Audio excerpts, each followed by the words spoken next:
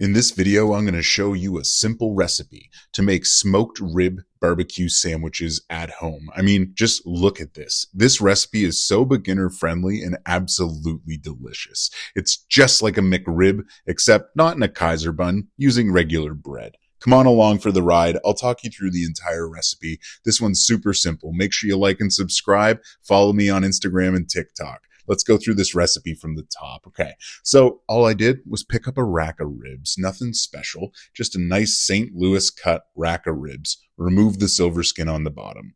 Now, we want to portion this into thirds, so I cut it with one having 3 ribs and one having 4 and then one having 3.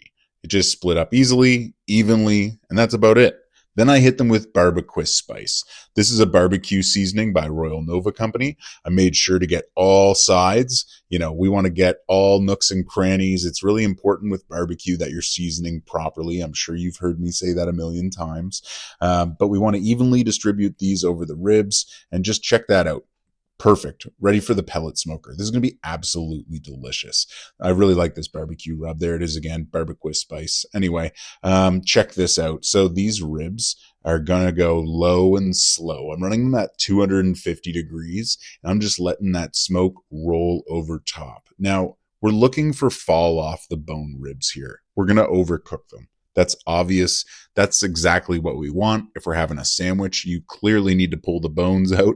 So we're going to make sure these ribs are cooked thoroughly. So what we do is just let it roll. Once you just see those bones starting to poke, the idea here is we're going to wrap it in some tinfoil with butter, barbecue sauce, and just really let it braise itself. So I let it kind of go for about maybe an hour or so after I start seeing the bones pulling out like this.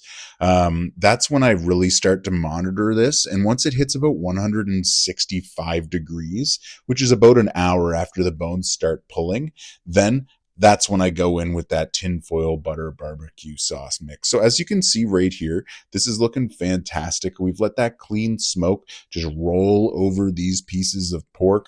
These sections of ribs are going to be absolutely diabolically delicious. Let's get them wrapped. So like I said, the method here is take a piece of tinfoil, put down a knob of butter. You're going to set down your rack of ribs with the top side facing down and those bones on the top. You're going to put another knob of butter on there. Then you're going to hit them with barbecue sauce. Today I'm using Sweet with a Little Heat barbecue sauce by Royal Nova Company, putting some down as a base layer and then drizzling it all over top, okay? This is really important. We really want to let this braise. I folded over the tinfoil, then pushed down as well. That's super important. I really want this to be tight. And we're doing that for all these racks of ribs, every single one of them. And we're just going to let them go onto that pellet smoker. You can crank it up to 300 at this point if you want. We just want to make sure we get these to about 203. You can probably pull them off around 195, but I highly recommend going to about 203 because at that point, you're going to have a delicious rack of ribs. Well, a third of a rack of ribs here, but it's going to be absolutely ready for you to pull out those bones. So I went ahead and threw down just a piece of toast. You can see here I threw down the ribs, and let's go in for that bone pull. As you can see, it's just releasing after a really light tug. That's all you need. Each of these just slides right out. It's fantastic. Going to be absolutely delectable. There's the third. Holy cow, just sliding right out of there, guys. I'm super psyched about this. This is going to be absolutely fantastic. So at this point, we're going to toss a little white onion on there. We're probably going to go in with a little more barbecue sauce if you'd like. That's optional. I really enjoy this Sweet with a Little Heat sauce, so I wanted to go on with a little bit extra because that glaze set perfectly, but more sauce will never hurt. Then a nice piece of pickle. Nice slices, right? Throw that down. Throw down that piece of toast right on top, and we have ourselves a delicious rib sandwich. Doesn't that look absolutely fantastic? Oh, buddy, this was so delicious. I ate two of them. My wife devoured the other one. We were thrilled. It was just like a McRib, just a regular sandwich version. Here I go again. Got another one. We'll pull out those bones, make sure that this is cooked properly. Like I said, 203 degrees. That's what you're looking for to get these bones just falling right out. And with a quick twist, that's going to come out without any issue. There you go. Oh, buddy, I was thrilled. I really enjoyed cooking this. It was kind of like one of those things. I've cooked a lot of ribs. I can show you how to cook ribs over and over and over, but when I get a cool little recipe like this where it kind of switches it up, I'm always psyched about that. I find it really fun. And hopefully you're finding this fun. I mean, this recipe is so easily repeatable. I always tell people how easy just making barbecue sandwiches is. And like every type of meat that you barbecue low and slow works well in a sandwich because it's just melting in your mouth, bud. Anyway, if you like this recipe, make sure to give me a thumbs up. Let me know in the comments below if you're going to try this yourself. And make sure you follow me on Instagram and TikTok. I'm always out here just having a good time cooking on my barbecue. And like I said before, make sure you go out and cook something delicious. You deserve it. Take care and stay safe until next time. Welcome back to Steak School. Today's lesson is the Merlot steak. It's not a well-known cut, but once you understand it, you'll see why butchers call it one of the best value steaks on the animal. If you're brand new to my Steak School series, don't be afraid to like and subscribe. I go through all the different cuts of beef that are available on the cow, so go check it out. The Merlot steak is a lean cut taken from the heel of the round, near the hind leg of the cow. It gets its name from its smooth and balanced flavor, just like a glass of Merlot wine. Butchers often reserve this cut for themselves because it's tender for a round cut, and it offers really good flavor without a high price tag like a strip loin or a ribeye. So for texture on a Merlot steak, it's lean and moderately tender. Not as soft as a fillet, but not as tough as a round cut. The flavor is bold and beef forward. Think of it more savory than buttery. The size, well, it's usually around 6 to 8 ounces per steak with a compact oval shape. Mine's a little bit bigger today. The cost, it's very budget friendly. One of the best deals for a true steak experience.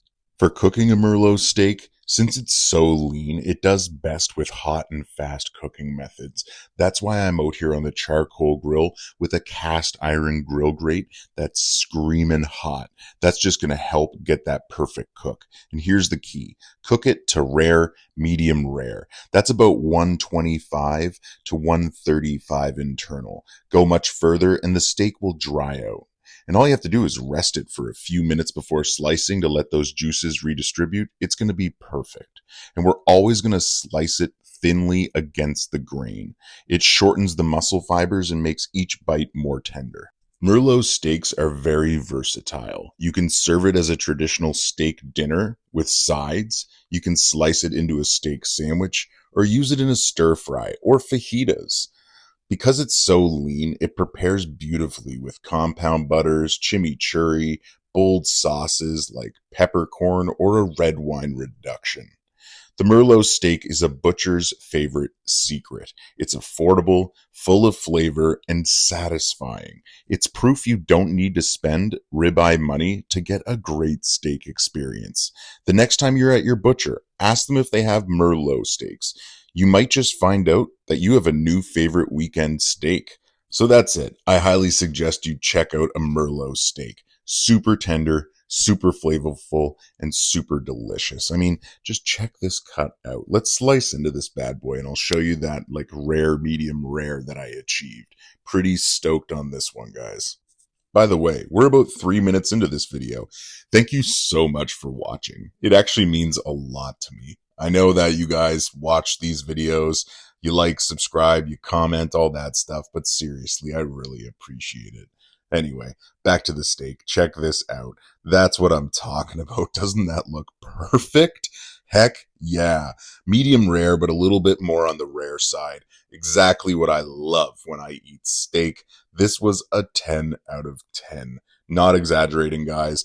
I was super hype on this steak cook. It might actually be in my top 3 steak cooks of all time. Like this, oh, buddy, the picanha and the brisket. Like, I think these are my top 3. Merlot steak is here to stay in my diet. And if you liked this video, I'm not exaggerating. Go to your butcher and ask them for a Merlot steak. So awesome to grill up on the charcoal grill. But even still, if you just had a cast iron pan, you'll be good to go. Anyway, hope you liked this video. Hope you found it educational. Thanks for attending steak school. If you liked it, go check out my steak school playlist. I've got tons of different types of steaks I've already covered. You're going to love it. Thanks again. Make sure you like and subscribe. And until next time. What's up, what's up? It's your boy Saucy Rossi, the Canadian king of backyard barbecue, and in this video, I'm going to show you how to make delicious chicken wings on your grill. But don't worry, there's a secret. It's stuffed with this hot sauce. Look at that, injected with some delicious spice. If you're going to bring these to a party, bud, you're going to have people freaking out, because this is a little secret spice surprise everyone's going to be pumped about. So come on along for the ride. Make sure you like and subscribe. Join my community of home cooks. Let's jump right into this recipe and get you all situated. Today, I took some chicken wings that I picked up from my local grocery store, Sobeys, and I'm going to hit them with this candied habanero hot sauce. Now, when I say hit them, I normally mean cover them. But today I'm using a meat injector, and I'm just going to take that, put it directly into the hot sauce, and extract a nice chunk of that candied habanero fire candy hot sauce by Maritime Madness. Now, all I'm doing here is simply slipping it in to these chicken wings and just pumping it. That's it, guys. Be gentle. Chicken wings are small and delicate, but if treated properly, bud, they become little packed pillows with all this hot sauce. So I went ahead and injected all these chicken wings. Then I grabbed some Sweet Chipotle Dry Rub by Maritime Madness and fully coated these. I want to be clear when I say fully coated. I went in once, moved the chicken wings around, exposed the parts that didn't get covered, covered them again, moved them around, exposed the parts again that weren't covered, and then went in for a third dousing. You can see here, I seriously seasoned these chicken wings. Pretty basic stuff, but getting them fully covered is super, super important. Next, I'm running the Napoleon charcoal grill today with a bed of Kingsford charcoal briquettes and a lump of hickory from Furtado Farms. That's going to impart that perfect little smokiness onto these chicken wings. And just as a heads up, I have them on indirect heat here. So my coal bed is on one side and the chicken wings are on the other. Now, I have the cast iron grill grate in. I find that leaves fantastic and phenomenal char marks on chicken wings when I do that. So that's what I've gone with today. But I want to be clear here. You do not need a charcoal grill. You can do this on a gas grill. Works perfectly fine. You can also do this in the oven or an air fryer. Both of those will also work perfectly fine. Personally, I do think a charcoal grill is the best way to cook chicken wings, but that's a personal preference. And I'm blessed with the access to this charcoal grill. So if you don't have a charcoal grill, don't panic. This will work perfectly fine, like I said, on a gas grill, a pellet smoker, in your oven, or an air fryer. So don't be afraid. Give this a shot. And if you don't have a meat injector, I highly suggest you pick one up. They're super versatile. You can use them with beef. If you're doing a roast, you can inject some liquid. Chicken wings like this, you can inject some hot sauce. You can do up some ribs you can inject in between the bones, or in a pork shoulder into those large cylindrical pockets of meat. Oh my goodness though, guys. We got these chicken wings off the grill. They passed 165 degrees internal. Just check this out. As I rip into them, we got nice little pockets of that delicious hot sauce. Oh yeah, that's going to catch people off guard, but add that nice little piece of heat everyone loves with their chicken wings. Look, if you love dumping your chicken wings into a friggin' vat of hot sauce, you gotta try injecting them. Seriously delectable, Seriously delicious. I mean, just look at the char on this chicken wing. I'm telling you, bud, that looks fantastic. These chicken wings were a 10 out of 10, and I'm definitely going to do this again, probably closer to Halloween if I throw a little party or something.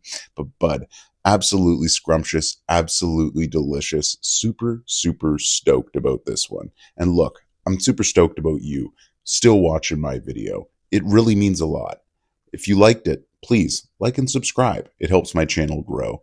And if you have any suggestions, you want to see anything specific, let me know in the comments below. I love that kind of stuff. If you ever try one of my recipes, don't be afraid to tag me on social media. Thanks for watching. Means a lot. I hope you eat some good food today, and I hope it's barbecue. Take care and stay safe. In this video, I'm going to go over the beef tenderloin. It's such an unbelievable cut of meat, and I'm going to talk you through all of it. Holy cow, what's up, what's up? It's your boy Saucy Rossi, the Canadian king of backyard barbecue. If you like steak like I do, don't be afraid. Hit that like and subscribe button. Share this with your friends that love steak just as much as you. Come on along for the ride. Let's do this. So the beef tenderloin, it comes from the loin section of the cow, right along the spine. It's not a weight-bearing muscle, which means it's the most tender cut of beef. Compared to other cuts like a ribeye or a strip, there is very little marbling. It's extremely lean, and that's really important to understand. This cut is used for the filet mignon, the chateaubriand, and other cuts. Really, really sought after. It's known for its buttery tenderness, but a milder flavor that fattier steaks don't have. It's so delicious. It's one of the most expensive steaks on the animal. There's such a low yield compared to the high demand for it, so you will be paying a little bit higher of a price point. It's often paired with rich sauces or wrapped in bacon for a flavor boost. Now, I sourced these cuts of meat from Vessel Meats in Dartmouth, Nova Scotia. And as you saw a moment ago, I'm seasoning them with steak seasoning by Newfoundland Seasonings. I really enjoy the seasoning. I thought it was the perfect way to fully coat these medallions, and I thought it would just be fantastic. Now, the whole tenderloin roast, man, when you get that, you can do so many things with it. You can cut it up into small steaks like this, or you could keep it as a big roast. Like I mentioned earlier, you can make a filet mignon as well as just a number of other recipes. So this is a really versatile cut. Personally, I think it's best cooked with high heat, seared on a cast iron grill grate or in a cast iron pan. I personally think that's the most ideal way to do this cut, but like I said, you can do it as a roast as well. Ideally, the doneness is medium rare, 125 to 130 internal. Pull it off, and we're going to let that rest. That's really important with this cut. It is definitely lean, so we want to make sure those juices have a chance to redistribute throughout the meat. Super important. Where this cut of beef is so lean, overcooking it will make it extremely dry and less flavorful. You need to be precise here. I always suggest if you're cooking this cut, you use a meat thermometer for max precision. And I already mentioned this, but resting the steak, you need to rest this steak. It is beyond important. If you don't, you'll get a dry steak, that's for sure. Look, this cut is great for elegant dinners or a classic steakhouse presentation. If you really want to impress your friends, have them over for this cut and hit it medium rare. Just look at that. Doesn't it look delicious? A little bit closer to rare than medium rare, but still perfectly cooked. Oh my goodness, doesn't this look fantastic? It ended up being a 10 out of 10. Everything about this cut of beef was seriously delicious, so juicy, tender, and just amazing. I really, really was proud of how this turned out. I'm telling you, if you're like me and you've been attending steak school, you gotta give this cut of beef a try. Really appreciate you taking the time to attend class today. Don't forget to like and subscribe and share this video with other people who love steak just like us. And remember, the main thing that you need to do is get out on your grill, barbecue, and eat some good food. Oh, buddy, until next time, the only thing I have to say is barbecue for life. Enjoy, bud. If you like delicious crispy chicken wings, this video is for you. It's such a simple recipe that you can do on your pellet smoker, so don't be afraid. Like and subscribe. I'm your boy Saucy Rossi, here to show you some simple barbecue recipes. Check it out. This is super easy, guys. I've been eating a lot of chicken wings lately, and I've been really enjoying Heath Ryle's seasoning, his garlic butter seasoning and his cherry rub seasoning. Now, what I'm doing here is I'm going to apply both because one is a sweet dry rub and one is a savory dry rub. Now, if you never thought that through before, usually your barbecue dry rubs you're picking up are classified. And if they're sweet or savory, or there's a couple other like flavor profiles like umami and other things you can get. But you can mix them. Don't be afraid too. And as you can see here, I mixed together garlic butter and cherry. One is savory, one is sweet. And we're going to get our chicken wings fully coated here. Now, on your end, whatever barbecue seasonings you like, try mixing them. I always suggest this to people. The one thing I always tell people, though, is watch out for salt. You don't want to mix two salt-heavy dry rubs together. That can really be overbearing. So just be cautious of that one thing, but otherwise, get ready to have a lot of fun. And as you can see here, I went out to the pellet smoker. I'm hitting these at around 400 degrees. I think that's usually the sweet spot for chicken wings. You can do them at 350 if you'd like. I like my chicken wings a little crispier. And as you can see in this video, I'm going to get real crispy with this. Just give me a few minutes here. We're going to get ourselves set up. And the target here is just to cook these past 165 degrees internal. So patience is the name of the game. You can rotate these wings, every 10, 15 minutes or so. That's always good. Otherwise, you might get one more charred side than the other. Honestly, if that doesn't bother you, that's perfectly fine as well. It's a great way to get some extra char on a pellet smoker. But yeah, just patience. And what I really find cool here is you can see those two dry rubs distinctly on these chicken wings as they cook through. So as you can see here, I've already given these their first flip.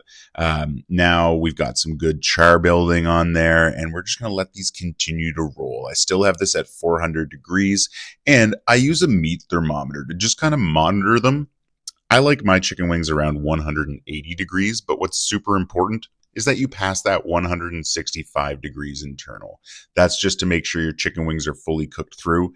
You don't want to have undercooked chicken, guys. But trust me, these are going to be extra crispy. As you can see here, we're getting some good char on them. But my little secret, I take a little bit of those dry rubs, throw them in a bowl with some butter. And then I take that butter, warm it up so it's nice and melted, and I brush it all over these chicken wings. You're going to see how crispy they get here in just a moment. Check this out. Okay. Doesn't that look fantastic? Look at that extra crisp. That's because the butter went on there and I've left it for just a few moments on the pellet smoker.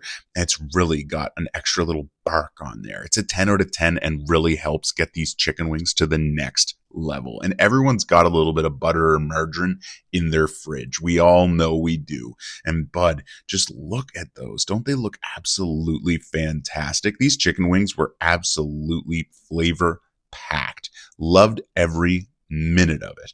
Oh, buddy, that garlic butter dry rub matched perfectly with that cherry rub. I was all aboard. And here you go. This is the final little bit of it on the pellet smoker, getting extra crispy. That's just the way I like it, though. And you can do this to the way you want. If you don't want it this crispy, you could take it off just a little bit earlier. It's perfectly fine. But like I said, I love my chicken wings around 180 degrees internal. Nice and crispy, cooked through perfectly, ready for a nice dip, a ranch, a blue cheese, a nice hot sauce or something. But look at this. This is spectacular. Really thrilled with how these came out. Super crispy, almost like they were deep fried. But there's no deep fryer here. It's just a smoker. It's that extra little bit of butter that really helps crisp up that skin when you're out there on the pellet smoker. And this will work on a charcoal grill or probably even a gas grill. I mean, it's butter. That's really the trick here, guys. Making sure you season stuff properly and then layering on that butter always hits with flavor. And as you can see here, each of these chicken wings has a perfect amount of char.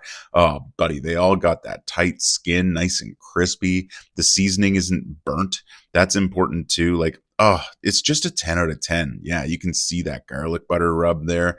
Man, oh man, that's just glistening. Look, if you're still here, I appreciate you watching my videos. I'm always trying to put out recipes. If you got ideas of what you want to see me cook next, let me know in the comments below. If you try any of my recipes, don't be afraid to tag me on TikTok, Instagram, or any other socials. Thanks again, take care, and stay safe. In this video, I'm going to show you how to make a smoked buttercup squash cheese dip. This is such a fun vegetarian recipe to throw on the pellet smoker, or really any grill. Honestly, you can do this in the oven as well. So if you like this video, make sure you like and subscribe. Follow me on Instagram and TikTok and share this with someone you know that would love a delicious cheesy dip in a buttercup squash. Let's start from the top. We're going to grab ourselves a buttercup squash. This is really straightforward. You want to remove the lid just like it's a pumpkin, okay?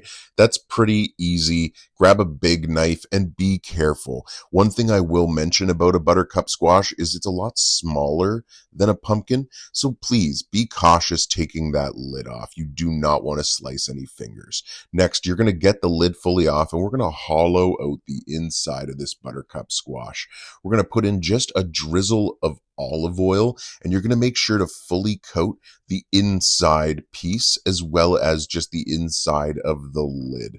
Next, you're going to throw this into the oven, and we're just going to let it roast for maybe 20-30 minutes or so just to soften it up a little bit. I'm also putting together this little shallots, cherry pepper, garlic mixture, and I'm going to throw that in the oven with olive oil as well. Next, I'm taking some almonds that I already seasoned in another video with some sweet chipotle seasoning, and I'm just slicing those up a little bit. It's nothing complicated. At this point, we're all prepped. Let's go ahead and grab some cream cheese and throw it in as a base layer. Next, I'm going to go in with some cheddar cheese. Oh, buddy, we want to make sure just to push this down and in. This is going to be at the very bottom of our little buttercup squash, okay? Next, we're going to go in with our barbecue seasoning of choice. Today, I'm using a Louisiana Cajun dry rub by Maritime Madness. And this stuff is absolutely so flavorful and delicious. So go ahead and add all that in. Then we're going to go and pour all those veggies that we let lightly roast in the oven. Oh, just right on top. So right now, the squash is nice and warm from the oven, and then all those veggies are nice and warm. So just kind of, get everything in there, pat it in, make sure it's all fitting nice and cleanly. And we're just going to throw that lid on. We're going to bring it out to the pellet smoker. And as you can see here, I put a little tin foil around the bottom. I got a little bit nervous. The bottom of the squash was also cooking a little bit, so I just didn't want it to fall through. That's why I put the tin foil there. I recommend you do as well. Now, I'm smoking this low and slow at 225 for probably about 45 minutes. And every 10 to 15 minutes or so, I'm just going and I'm lifting the lid, I'm using a spoon, and I'm giving it a quick stir. Nothing crazy, just making sure to mix the ingredients around. Every time you do this, that cheese and cream cheese is going to become even more loose and just kind of coat everything. And it's going to become that cheese dip we saw at the very beginning. But it's patience that's very important here. Every 10 or 15 minutes or so, give it that quick little stir. That's what's really important. Then we're just going to keep checking back on it. Once we hit that 45-minute mark, we're going to declare it done. And I think this looks absolutely scrumptiddlyumptious. Doesn't that look fantastic? I love just the vibrant color. And man, that green on that buttercup squash, I think contrasts perfectly. I don't know what it is about this, but man, I really, really enjoyed just the whole experience here. By the way, this smells absolutely incredible. That nice cheesy flavor, those fresh vegetables, that squash. Every little portion of this was just a 10 out of 10. I can't wait to make this recipe again. All right, we've hit 45 minutes here. Let's go pull this off. So I grabbed myself a bag of some Casa Bonita smoky chipotle corn chips. I think these chips are fantastic. I really enjoy them. And I thought they'd be perfect vessel here for just dipping some of that cheesy goodness. So check it out. We pull this off. We're just going to top it with those nuts for a little bit of extra, texture and flavor. And then just go in with your chip. If you want to take a dip right off the top with a bunch of nuts, go for it. If you want to go in and mix it all around, go for it. It's going to be absolutely delicious either way. So thanks again for watching. I really appreciate it. I hope you try this recipe out. It's so simple and so delicious. If you do, don't be afraid. Tag me on socials, Instagram or TikTok. And don't be afraid to like and subscribe. I always post new videos, new simple recipes for you to enjoy. So I hope you liked this one. Take care, stay safe, and enjoy some barbecue. Delicious barbecue party ribs. What's up? What's up? In this video, I'm going to walk you through one of the easiest recipes to make a delicious set of ribs for you and your friends and family to enjoy the next time you're cooking. But look how delicious these look. Just so simple, so amazing, and it only takes about 3 hours on the pellet smoker. A lot less time than a full rack of ribs. So come on along for the ride. It's your boy Saucy Rossi. Make sure you like and subscribe. Let's talk about this recipe. I always start off with a rack of ribs. It always starts there, guys. We want to pet it dry and then just slice them up into individual boned portions. Pretty straightforward. Grab whatever barbecue seasoning you want. I'm using Barbecue Spice by the Royal Nova Company. I find this stuff is just delicious and goes fantastic with ribs. But seriously, any dry rub you prefer, just make sure to season all sides of each portion of rib that we're slicing up here. Real straightforward. Next, we're going to run the pellet smoker at 250 degrees. Now, the reality here, if you like your ribs done a little bit more, then you can definitely just crank it up closer to 300. If you like them a little bit less done, you can run this at 225.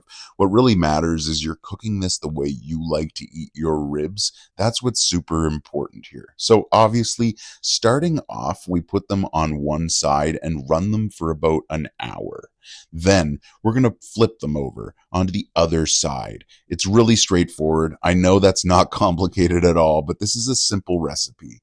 What you need to do as well is just give it a little spritz with some apple cider vinegar after the first flip. That's just to make sure we keep a little bit of moisture on there. As well, spraying it with apple cider vinegar will also just help building a bark. So we've rotated it here. We're getting some bark on there. This looks fantastic. Another hour should pass. We'll hit it again with a little more apple cider vinegar. Just a quick spray to keep things moist. You don't need to douse things, but seriously, make sure you are spritzing. That 100% helps out here. And today I'm using a blend of hickory, oak, maple, and cherry wood pellets. I think that's a delicious blend and it goes perfect over some pork ribs.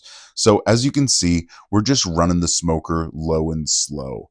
After about 2 hours, 2 hours and 20 minutes or so, I'm going to pull them off into a tinfoil tray, hit them with some knobs of butter, some brown sugar, and then we're going to go in with the barbecue sauce of choice. Today, I'm using Sweet with a Little Heat by Royal Nova Company again, because I think it perfectly complements that barbecue spice, and this is going to be absolutely delectable. So what do? Throw a little bit of tinfoil on top and put it back on the smoker for an additional hour to allow it to braise. That's super important here. So once you pull it off here, we're going to have some delicious party-style pork ribs ready to go, seasoned to perfection, sauce to completion. I'm telling you guys, this is going to be absolutely delectable and delicious. But you don't need to eat these ribs just like this, although you can if you want to, and I will not blame you if you do.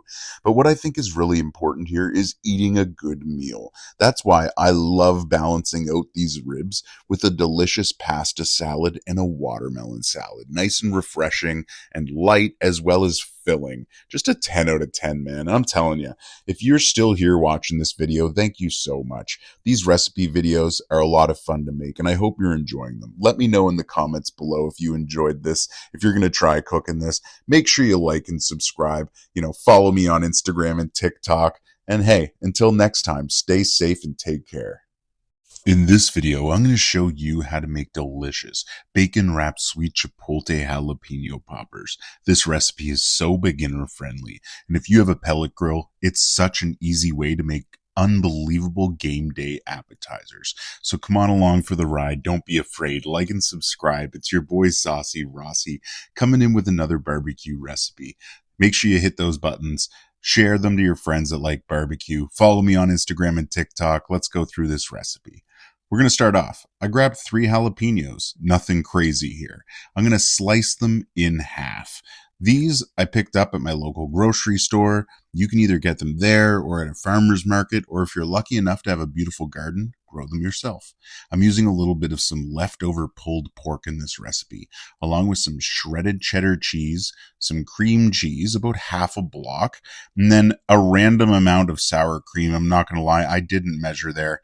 I just took the spoon 3 times and kind of moved it in. So, put the amount of sour cream you think is good in here. Then some cherry tomatoes diced, along with some white onion diced, some garlic diced, more minced actually. No, that's more of a dice. Anyway, I'm hitting it with some Sweet Chipotle Dry Rub by Maritime Madness. I've been hitting this on a lot of things lately, and I really think it's going to go perfect in these jalapeno poppers. So as you can see here, I'm putting it all into a bowl together, throwing on my pink gloves, and then just, mixing it all together. Make sure you fully incorporate it. That's super important here. Mix it for over 30 seconds and you should be good. Then we're going to take those jalapeno peppers that we cut in half, and we're going to take that just inside filling, and we're just going to pat it in there. Then we're going to grab a piece of bacon and wrap it. Pretty straightforward. Patience here, guys. Don't overdo it with that filling. We want to fill all 6 of these jalapeno halves up and make sure to wrap each of them individually with bacon. Next, we're going to go with a little more of that Sweet Chipotle Dry Rub again. Nothing crazy on the outside. We already got some seasoning on the inside. Just a nice little touch to add that little extra hint of flavor on the exterior. So you can see there, we got some nice seasoning on there. This is looking real good. Next, throw it on the pellet smoker, low and slow, 250, 300, whatever you prefer it at. I like to cook mine at 250. It gives you a little more control over how the bacon cooks. But if you want it faster, 300 should also do the trick. You need to pay attention though. It is bacon, and bacon on a pellet smoker can crisp up pretty darn quick on you. Anyway, we're just paying attention. Checking it every, 20 minutes or so. Coming out, making sure that bacon isn't getting too crispy, making sure those jalapenos are cooking down. And you can see there, see that little jalapeno poking out, how it almost looks like it's wrinkling just a little bit. That's when it's cooking down. That's what you want to see for sure. That bacon, it's looking nice and crispy now. Oh, buddy, this is getting to a 10 out of 10. So I thought maybe I should hit this with just a little bit of extra flavor. And personally, I like hot sauce. So I decided to use a candied cranberry hot sauce on these. I had a little bit left over from Maritime Madness, as you can see there. It's a picante hot sauce. And man, oh man, this stuff is absolutely delicious. So I finished the bottle, gave a little drizzle on each of these 6 jalapeno poppers. And look, if you have some hot sauce, throw it on if you want. And if you don't have any, it's perfectly fine. This part's optional 100%. But I thought, hey, why not add that extra little kick? It's going to be delicious. And that's exactly what these ended up being. This is such a simple game day snack that you can just load up the pellet smoker with. You can see here, I only have 6, but I could probably put like 20 to 30 on this bad boy and be perfectly fine. It takes a little bit to put these together, but it's 100% worth it every time. So thanks again for watching. If you're still here, it means a lot to me. If you like and subscribe, that means even more. Super helpful. Helps me support this channel. Dang, really means a lot that you're watching these recipes. Hope you're having a great day. Take care, stay safe, and I hope to see you again soon. What's up? It's your boy Saucy Rossi, the Canadian king of backyard barbecue, and in this video I'm going to show you a simple recipe to make homemade pulled pork game day burritos. These things are so easy and so snackable. Anyone hanging out with you watching football or just having a good time is going to be seriously stoked that you made these. So come on along for the ride. Make sure you like and subscribe. Let's go through this entire recipe. Starting off, I have a pork shoulder. pretty straightforward. And I'm using Low and Smoked by Coastal Cookhouse. This dry rub is fantastic. It's also Nova Scotian, so you know I'm down with that. We're going to make sure to fully coat this pork shoulder. We want every nook and cranny to be thoroughly seasoned. I didn't show everything here, but I probably spent about 60 seconds applying that seasoning on every side. And as you can see here, I'm throwing it right out on the pellet smoker today with a mix of oak, maple, hickory, oh buddy, and a little bit of cherry wood pellets. That's super important here. You should work on finding the blend of pellets you like. And I love this blend. It's 10 out of 10. So as you can see here with this pork shoulder, I'm just running it low and slow. I'm talking like 250 degrees. You can honestly do this anywhere between 225 and 300 degrees. Pork shoulders are pretty darn resilient, but the higher you go, the more it might kind of, I don't know if burn's the right word, but do a little bit more to your dry rub. That's why I like to keep it around 250. I find that builds perfect bark on pork shoulders. Now, I'm spritzing it probably, I'd say, every 45 minutes to an hour with some apple cider vinegar. And whenever you spritz that extra liquid landing on the outside is going to help that smoke adhere and just build a perfect bark. And as you can see here, I'd like to think I'm doing a pretty darn good job building a bark on there. I mean, this thing is glistening. It looks gorgeous. This dry rub did a fantastic job. Oh, buddy. So, just to reiterate, I smoked this here, pellet smoker, with a blend of pellets at 250 degrees. Now, I smoked it until it hit 165 degrees internal. At that point, I pulled it off and put in some extra ingredients like barbecue sauce and butter. But we'll get to that in a second. What's really important here is monitoring it and pulling it at the right time. If you pull it too early, not only can you destroy that bark, but you might not have given the piece of meat enough time to render down all that intermuscular fat. And that's really important here. You can kind of see how there's almost like fault lines created, like there was an earthquake or something on the pork shoulder. That's what you're looking for. So at this point, we're going to pull it off and throw it into a tinfoil tray with some pats of butter. Nothing crazy. And then I'm going to go in with some Sweet Heat barbecue sauce by Coastal Cookhouse. I've been really enjoying the products from Coastal Cookhouse lately, and if you're interested, make sure you check them out. They make great products and you can order them online, but that's not the point here. This isn't an ad.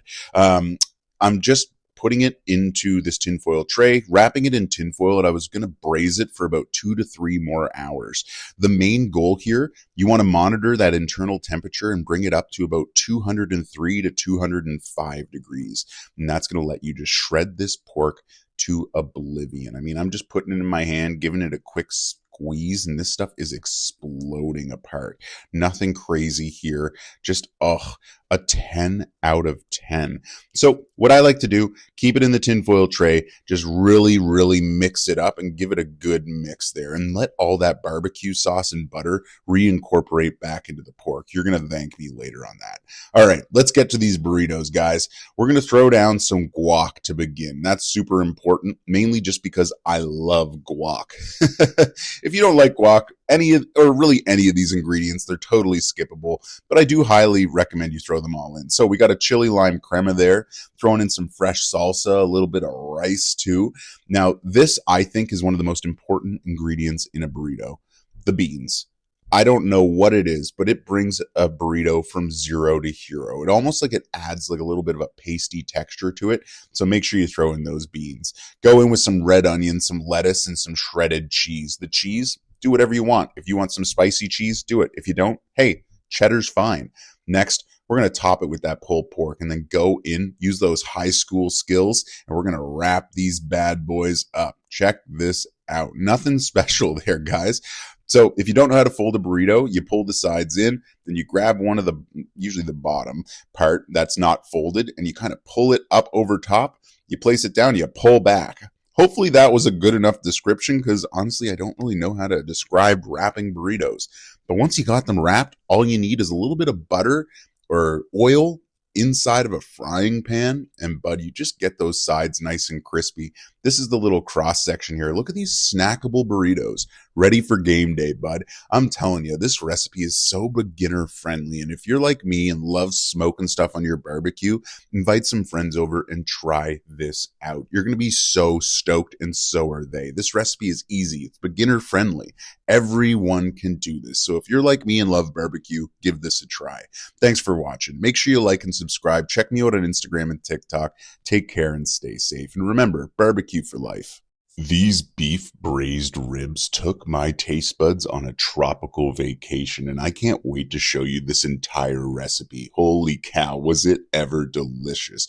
Braising them low and slow in this Dutch oven and getting this immaculate, wonderful meal out of this.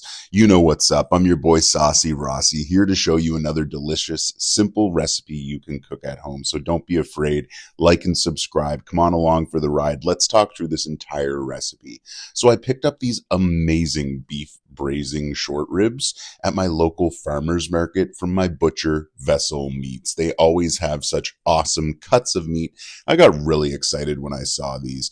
I thought to myself, I should hit them with some Island Girl Foods seasoning salt and a little bit of pepper. I think that'd be the perfect way to start off this recipe. If you have a different, seasoning you wanted to apply, go right ahead. But I also cut these in half. Just make sure it fits into the Dutch oven a little bit better. Anyway, so here I am. I got them in the Dutch oven with just a touch of oil. Nothing crazy here. And I'm going to let them just get a little bit of color. The focus here is to get some brown on them. It's important here to just be patient. This takes, just a few minutes. And we're going to do this on about medium heat. And as you can see there, we're starting to get a little bit of like char and whatnot on the bottom of the Dutch oven. Some of that residue, that's perfect. It's exactly what we want. We're going to deglaze the pan here in just a moment, but just continue to cook these. We're looking for some good color on the outside. And then what you're going to do is you're simply going to remove these beef braising ribs for the time being, set them to the side on a plate or something like that on your cutting board. Nothing too crazy. This is about where you want to bring them to before you pull them off. Check this out. Got some nice color on there. It's looking fantastic. Let's go ahead, remove them from the Dutch oven. We're going to throw in some onions. An entire white onion is what I threw in here, and 2 cloves of garlic.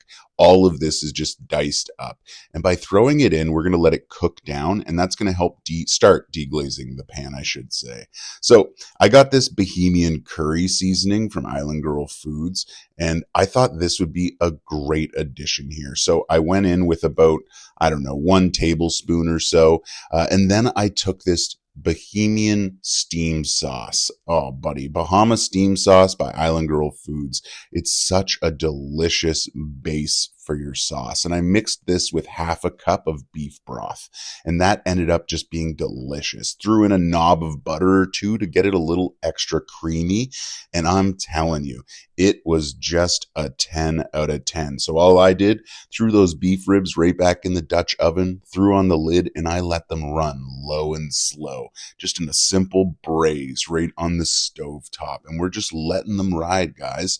I don't know. After about an hour and a half or so, these things were just fork tender. You could bite right through them. So I knew if I made a nice little bed of rice with that Bohemian seasoning as well, it would be a 10 out of 10. And that's what we got here, guys. A delicious meal, braised ribs, that steamed Bahama sauce. I'm telling you, that Bohemian curry mixed in there.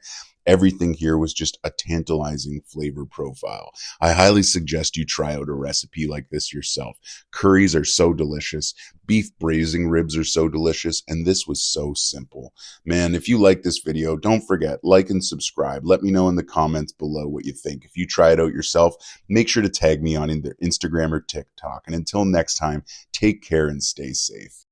In this video, I'm going to show you how to make a simple and delicious fall cheese dip recipe directly in a pumpkin on your barbecue. Today, I'm using a charcoal grill. You could easily do this on your regular barbecue or a pellet grill or an offset smoker. This will also work in your oven. So come on along for the ride. Make sure you like and subscribe. Let's go through everything here. So starting off from the top, I took this little pumpkin and hollowed it out. I hit it with a little bit of olive oil. Then I put it directly onto my barbecue off of indirect heat to let it kind of just cook for a few minutes. I took some chorizo sausage and threw it directly into a frying pan. Nothing complicated here, guys. I just cooked down the chorizo sausage. Only takes a few minutes here. Just cook it through, drain the grease off, and set it aside. Next, we're going to pull that pumpkin directly off of the barbecue. And as you can see here, it started to cook. That olive oil has really helped kind of make the pumpkin, more tender is probably the right word. You can also see I have a little bit of tin foil underneath it at this point. Where we have cooked down the pumpkin a little bit, we want to be careful. So let's go in with our ingredients. I'm going in with a bunch of cream cheese, a bunch of cheese. We got that chorizo sausage. There's onions, red peppers, jalapeno peppers, garlic, cherry tomatoes, and my homemade SPG dry rub, salt, pepper, garlic. And I'm seriously adding this in, dousing it, making sure to add in a really good amount. I want this to be seasoned all throughout. Next, I'm hitting it with some stinging hot seasoning. It's dehydrated honey with chilies and garlic by the Halifax Honey Company. And this stuff is so good for adding an extra little kick to your recipe. Next, just repeat. We're building layers in this pumpkin. Usually only goes about 2 layers depending on the size of your pumpkin. You can get bigger pumpkins and can go 3 layers if you want. It probably will just take a little bit longer to cook, but that's not a big deal. It's probably going to be absolutely still delicious. So as you can see here, fully piling it up to the brim, topping it off with the lid. Then we're going to throw it out onto the charcoal grill. Now, as you can see here, I have a piece of hickory wood there, right in that coal bed. While I have the lid open, it kind of catches on fire, so you really don't see it adding that smokiness to the dip. But when you close down the lid, that fire dies down, and it's going to just be absolutely fantastic. Next, I'm grabbing one of these loaves of bread that I cooked myself. That's right, homemade bread, guys. I'm flexing. Anyway, we're going to slice it up into some slices, then slice those slices into little sticks. And now we have little bread sticks that we can throw directly into the oven. All you got to do, hit them with a little salt and pepper and olive oil. They'll become these nice little crispy bread sticks that you can use with the dip. We're going to set those aside. Now, we're going to go back out to the barbecue and simply check on the dip. As you can see, stuff's becoming a little bit melty, but I don't want to stir it just yet. You got to be patient. After about 30 minutes, I give it its first stir. And as you can see, things really start to incorporate. That level of, ingredients has kind of lowered as everything starts melting together. It takes up more room down towards the bottom. So you are going to get more space in the pumpkin. Don't panic. Stuff is not leaking out the bottom. Okay. So we're going to stir it again after another half hour, basically every half hour until it's nice and liquidy and just kind of become a nice dip.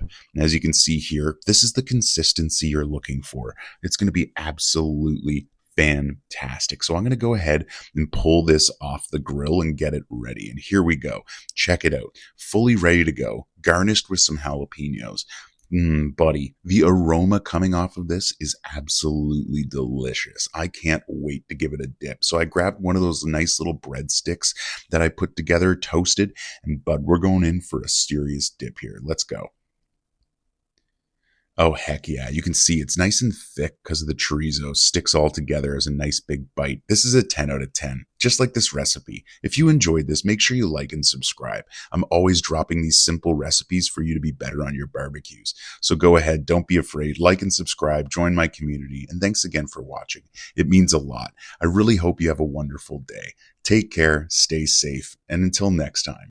In this video, I'm going to walk you through my first time smoking sausages, low and slow, and curing them. This was such an awesome experience. I totally pushed my boundaries of barbecue here, and I can't wait to show you everything.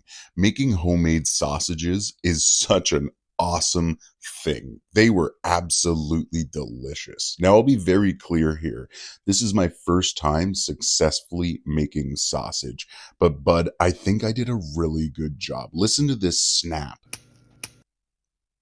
Oh, wasn't that wicked? Let's start from the very top. Make sure you like and subscribe. Don't be afraid. Follow me on Instagram and TikTok. It's your boy Saucy Rossi. I went to Costco and I picked up this pork shoulder, brought it home, and just grinded it up. That's exactly what I did. I was super excited. Now, to be very clear, this is my first batch of sausages, so it's a test batch. I kind of brought everything down to 1 kilogram of ground pork and laid out everything from there. So I had to use 3.9 grams of curing salt and 12 grams of seasoning. I'm using perpetual pork by Rolling Bones Barbecue. I really took inspiration from Rolling Bones Barbecue on this. So my first time ever making sausages, I really wanted to make sure I used perpetual pork almost as a rite of passage into the sausage world. And here I am getting my sheath ready on that pork stuffer. But this sausage stuffer is just glorious. It's only a 2-pound stuffer, but it did the trick. Just pumping it through, getting it into those casings. These pork intestine casings were also very easy to handle. Oh, buddy, this entire experience was just really, really cool. And as you can see here, these sausages are looking nice and plump and just ready to cure. So what is curing? Well, it's that nitrate salt that I mentioned earlier. I added 3.9 grams of it, and it's going to just let this meat cure overnight in my refrigerator. I'm going to leave it in there between 12 hours and 24. You can actually go up to 48 hours, but you probably shouldn't go further than that. So I aimed right in the center. 24 hours in the refrigerator, and here they are, looking absolutely gorgeous, plump, and ready to get smoked. I'm really excited about this, guys. You can probably hear it in my voice. This was such a cool experience. So after 24 hours in the refrigerator, I threw them onto this simple wire rack, brought it out onto the charcoal grill, my Napoleon charcoal grill, and I'm running this at 120 degrees, low and slow. Every hour, I'm going to increase it 10 degrees. So 120 to 130, then to 140, then to 150, then to 160. After about 4 or 5 hours of getting smoked low and slow, I cranked the heat up on my Napoleon charcoal grill to 250 degrees. And I made sure to thoroughly cook through all these sausages up to 160 degrees internal, checking them regularly with a meat thermometer. And bud, this was the result. I mean, I am elated. I'm so excited just that I've successfully made sausages. And you better believe they're absolutely delicious. They have this nice little smoky finish to them. Oh my goodness, are they ever delectable. And I really love that mahogany color I got on them. I think they look gorgeous. This was a success, guys. At least I'm calling it a success. Let me know in the comments below. Do you think these sausages look well smoked? Do you think they look good? I'm going to bring you back for another one of those quick snaps here. Let's go ahead, snap into this. Check it out. Oh man, isn't that satisfying? I'm so thrilled about this entire experience. I'm happy about the snap. I'm happy about the way the sausage turned out. I mean, guys, it's just a plain sausage. There's nothing special here. I'm going to start diving into cool other flavor combinations, but for now, I just wanted to get a success under my belt. So thanks again for watching. Hope you make sausages yourself. If you do, make sure to tag me. Don't be afraid to like and subscribe, and have a wonderful day.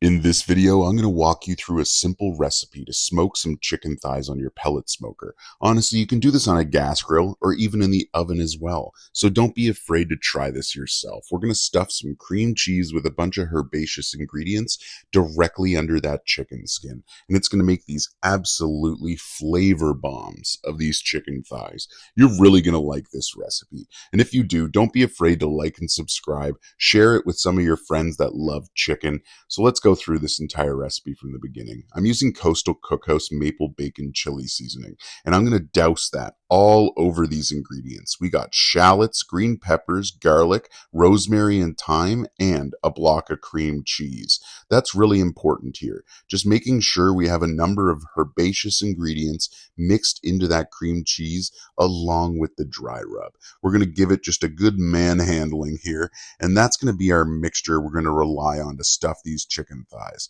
All you got to do, pull back that skin and just smear it in underneath. You don't want too thick of a coating here. When it heats up, it's going to kind of like, get a little bit looser and spread out. So you definitely don't want to go overboard. Just get a nice thin layer, top and bottom as well. So we got it underneath the skin and along on the bottom of the chicken. Next, we're going to go back in with that dry rub, and we're going to liberally apply it on the bottom and top. Make sure you get it all over that chicken skin. We're going to just pet it in dry. Make sure it's good in there, lock it in. That's important here, okay? Hit it with your hands a couple times. Just make sure it's nice and attached to that skin. Next, we're going to get the pellet smoker fired up. I'm running it at 300 degrees today. I don't like doing my chicken lower than that. You can go 275 if you'd like, but my pellet smoker only has 250 and then 300 as an option. So I personally choose to do it up around 300. And we're going to smoke these low and slow. Easy. Nothing to it. I'm using a blend of hickory, oak, and maple and cherry wood pellets today. All of those go fantastic with chicken, and I thought blending them together would be a total win. So we're just going to let these sit 300 degrees on the pellet smoker and just ride along. What we're really doing here is checking the internal temperature, making sure they pass 165 degrees. Personally, I like doing my chicken thighs to 180 degrees, but that's up to you. I'm not going to tell you how to cook your chicken thighs. Just make sure you get them past 165. That is super important. Okay, so when you're doing this, I know I'm using a pellet smoker, but you can easily do this in an oven. You can easily do this on a gas grill. You can easily do this on a charcoal grill or an offset smoker. Any of those should work. Anything, even an air fryer, now that I think about it. All of these should work perfectly fine here. And what you're going to see is as time goes on, that cream cheese mixture from underneath is going to help crisp up that skin. You can see we got some juices dripping there. Things are looking absolutely delicious. Oh, buddy, this is looking immaculate, and I wish you could just smell how good this smells. We got that skin nice and crisped up, all that flavor underneath, and then as well directly on the bottom too. Oh man, it's going to be so scrumptious. Let's just pull that back. You can see in there, it's nice, like a buttery, juicy flavor all throughout, spread all over. Like once it loosens up, it really fully covers the chicken from underneath. I really enjoy this. Such flavor bombs, so perfect and delicious. I really, really, really enjoyed this little scrumptious meal. And what's awesome about it is you can just plate it up with something like potatoes, maybe some green beans or corn, and it's going to be absolutely perfect and scrumptious. I mean, just look at these chicken thighs. Don't they look immaculate? But I'm psyched on this one. This recipe is so simple and delicious, so flavorful, and just, a 10 out of 10. Really hope you go ahead and try this out. And if you do, don't be afraid. Tag me in some pictures on social media, Instagram or TikTok, any of those. I'm on all of it. Anyway, take care, stay safe, and remember to keep barbecuing. Enjoy yourself and have a wonderful day. In this video, I'm going to show you how to make a delicious, spicy honey mustard glaze for this pork capicola steak. This is so delicious, simple, and easy as a recipe. I hope you watch the entire video. It's definitely going to inspire you. If it does, make sure you like and subscribe. Follow me on Instagram and TikTok, and share this video with any of your friends or family that love pork. So today we're talking about the pork capicola steak. Let's start there. It gets its name from the Italian language. It means like the upper neck, shoulder region of the pig. I believe it's capa is head and cola is shoulder, so it's like head, shoulder. Anyway, it comes from the head and shoulder portion, and it's like a pork butt and a pork chop mixed together. It's kind of best of both worlds. So today I thought I'd hit it with some low and slow seasoning by Coastal Cookhouse. That's going to be the seasoning of the choice. I'm throwing this directly on the pellet smoker, and I'm going to smoke it at 250 degrees until it reaches an internal temperature of about 145. So let's jump into the general facts about the Capicola steak. The cut location, like I said, it's coming from the upper shoulder neck region of the pig, running from the 3rd to 5th rib. The texture and marbling, it's natural. Natural marbling like a pork butt, but slightly leaner with long muscular striations and intermuscular fat. This gives it a tender but meaty chew.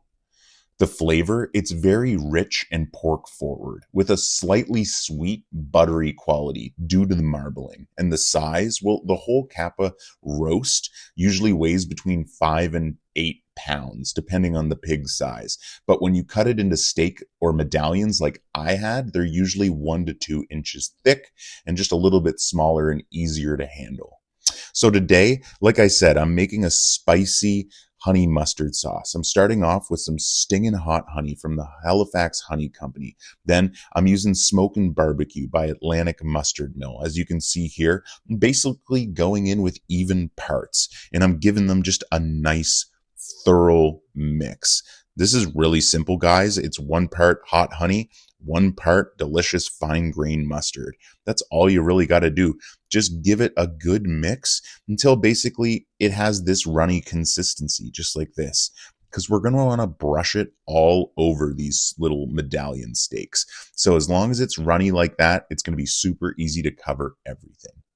Now, the versatility here, it's wild. This can be cooked like a pork chop. It can be marinated. It can be grilled like steaks, or it can be slow smoked, low and slow. It's pretty legit.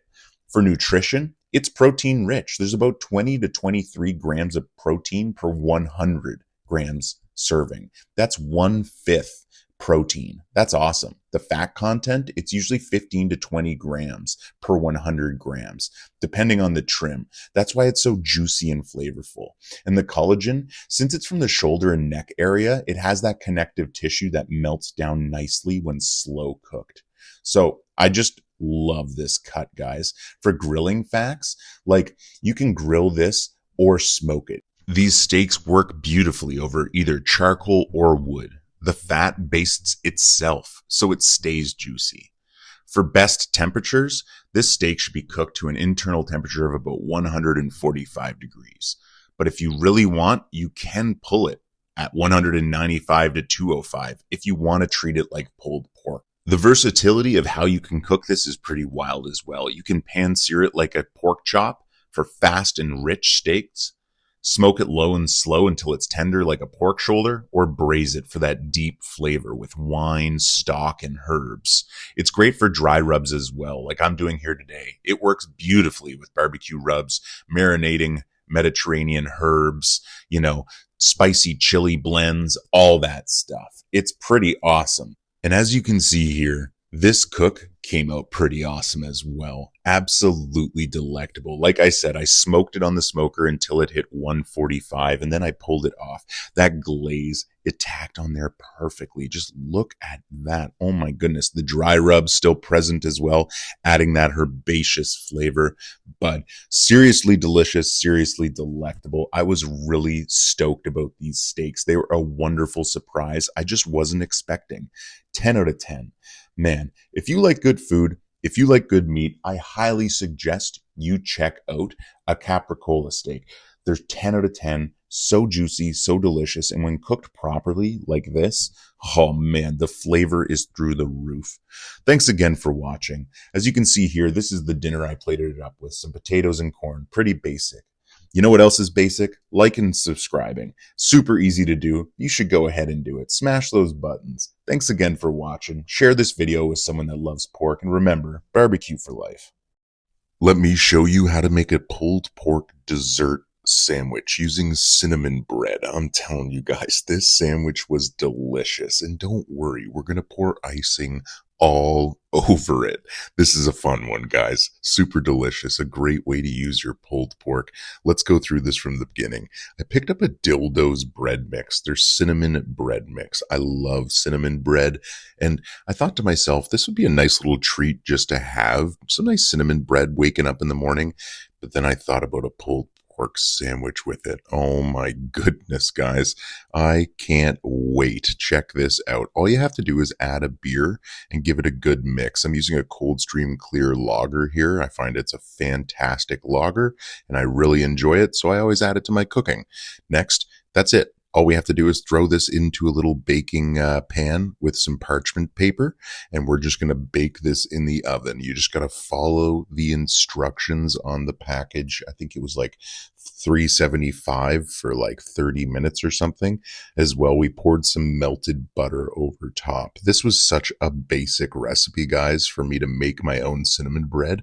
I love little packages like this that you can just tear open, throw right into the oven and get some good results. I'm telling you guys, that's all I had to do here. So after a few minutes in the oven, this is what I got. A delicious cinnamon loaf. And I had to make a wonderful cream cheese icing to drizzle all over top. I love cream cheese icing, and I knew instantly it would be fantastic on this cinnamon loaf. And I thought it would be cool if I poured it on while it was cooling down as well. That way it kind of solidified onto it. And check it out. I'm actually pretty stoked on this. But look, this is a meat channel. I'm not going to let you guys go without seeing some delicious meat. So let's go out to the pellet smoker. I got a pork shoulder on there, rendering down that fat, getting a fantastic bark on there. Oh, buddy, this is going to be absolutely delicious. I'm smoking it low and slow at 250 degrees, and I probably have it on there for about 8 hours total. And that's serious, guys. Look at that bark, that definition. It looks so good. You can see all that intermuscular fat rendering out as well. That's exactly what we want to see. I'm telling you, this was flavor packed. Let's pull it off, shred it up. You can see just taking my hands there, giving it a quick squeeze. This falls to pieces. Give it a good mix. We really want to incorporate it with that liquid.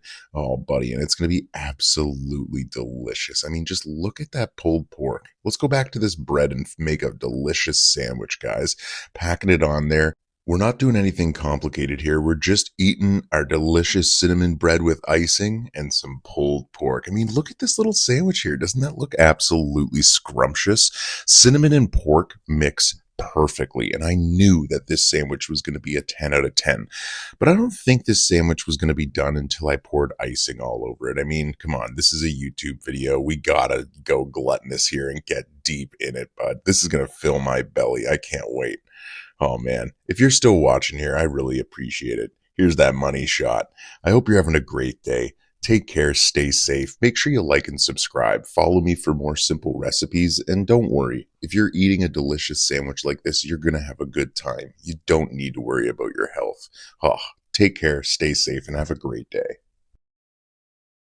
In this recipe video, I'm going to show you how to make beer braised bratwursts on your barbecue. These are absolutely delicious. I highly recommend you try this recipe out. It's so simple and easy for the next game day or just get together you have with friends and family. I mean, who doesn't enjoy a good sausage? And when it's a beer braised bratwurst, well, seriously, that's the next level. So don't be afraid. Like and subscribe. It's your boy Saucy Rossi. Let's start from the top on this simple recipe. So check me out. I got my charcoal grill running on 2-zone heat. That means we got all the coals over to one side and then we got an open side on the other. That way we can do direct heat cooking as well as just let this kind of sit over to the side in this cast iron pan. So let's start from the top. I have a 12-inch cast iron pan sitting on the indirect side of this barbecue. I'm throwing in all my bratwursts. I got 8 in there in total, and I'm covering them with an entire white onion and a red bell pepper. Next, I'm going to take a Coldstream Clear Nova Scotia lager. Any beer should pretty much work fine here. I highly suggest, though, that you do use a lager. So let's go ahead. We're going to crack that open and we're going to pour it in. Now, it's really important here you don't drown the bratwurst. We want to bring this up to about the halfway point on them. Get them about halfway in there, like they're in a nice little bath, just waiting to get cleaned up. So at this point, we're just going to play the patient game. Patience is key. Like almost all barbecue, you just want to let this cook low and slow, running along, bathing in that bath. Okay. Beer braised brats take a little bit. Now, after about 10 minutes, I gave them a quick rotating them 180 degrees. So the side that was exposed is now in the beer. And we're going to let that braise for a little bit now. So at this point, we've let them sit in this little braising bath for about 10 minutes each side. The onions are starting to cook down. The red peppers are starting to cook down in that beer braise. It's time to pull these sausages out of the braise and move them directly onto that charcoal grill grate. And we're going to get a little bit of color and char onto these, okay? So we're going to just simply pull them out one by one, get all of them above the direct heat. So right above that coal bed, and you're going to get them just sitting there cruising along. Okay, this part's simple. You can pretty much set it and forget it at this point. You just got to pay attention and rotate them. I don't know, every 30, 45 seconds or so. Remember, that coal bed is hot. It's not just a light coal bed. We had this roaring around 400 or 500 degrees. So, be cautious, be careful, but make sure you're rotating these sausages regularly. And as you can see here, that's exactly what I did. Just letting these cook along, moving them, flipping them, giving them a quick wang jangle. Real important here, guys. Real important. Okay, so as I continue to cook these, I'm just kind of monitoring them for my preferred doneness. We're just about there. Once they've hit the point that you feel comfortable with, at that point, just simply remove them. You're ready to go. Now, what I like to do is after I've pulled them off, I like to move my red peppers and onion directly over the coal bed. Give them just a few minutes to finish off cooking down. We want to get all that beer evaporated out of there and really get them nice, juicy and loosey. Check that out. Doesn't that look delicious? Okay, we've pulled all this off. We've now grabbed our Atlantic mustard mill, the Maritimer. This fine grain mustard is absolutely delicious. Doesn't that look incredible right there?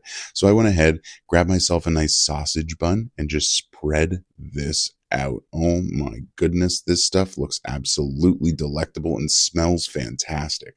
Threw down a simple sausage, then topped it off with those onions and red pepper. I'm telling you guys, this recipe is so beginner friendly and easy. I highly recommend you try it out yourself because, doesn't this just look absolutely fantastic? Oh my goodness. Look, if you're still watching, I super appreciate it. Make sure you like and subscribe. I'm always dropping these simple recipes that you can follow at home and make delicious meals for you, your friends, and your family. I'm telling you guys, you can follow me on Instagram and TikTok. If you enjoyed my recipes and try it yourself, make sure to tag me in any videos you post or pictures. And remember, stay safe, take care, and until next time, thanks again. In this recipe video, I'm going to show you how easy it is to smoke salmon, shred it onto a simple piece of toast with some cream cheese, green onion, and some hot honey. This is one of my favorite ways to start the day, an Atlantic Canadian breakfast at its best. So don't be afraid, like and subscribe, comment below if you like this recipe, share it to your friends, follow me on Facebook, Instagram, TikTok, all that stuff. Check this out. This beautiful piece of salmon came out of the Atlantic Ocean. I got it from ocean to plate seafood at the Seaport Farmers Market here in Halifax. And I knew hitting it with some chili lime sea salt from the South Shore Sea Salt Company was the perfect way to get this seasoning started.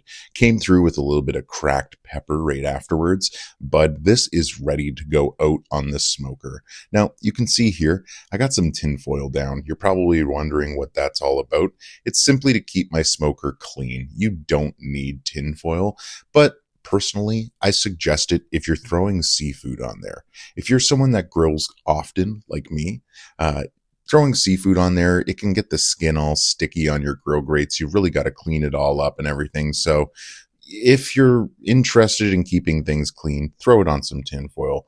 Now, we're going to smoke this low and slow. I'm running it at 225 degrees, and I'm bringing this up to an internal temperature of about 145 degrees.